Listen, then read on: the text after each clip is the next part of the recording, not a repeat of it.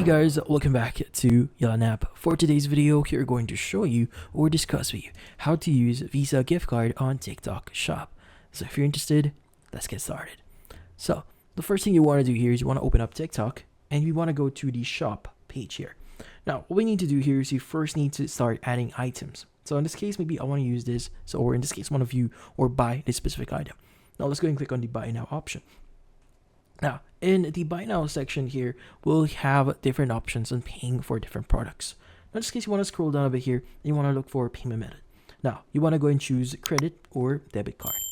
Now, from here, you just need to provide the following details. That includes the card number, the expiration date of the card number, or the card, and also you need to provide the security code, which is usually at the back of the card. Now, you also need to provide the card holder name here. And if you want to save this for future reference, go into that and click on continue. Now, usually once you add those details, you should be able to start using your Visa gift card here for purchasing something on the TikTok. And that's about it. So hopefully this video was able to help you. Like and subscribe to YellowNap. Thank you for watching.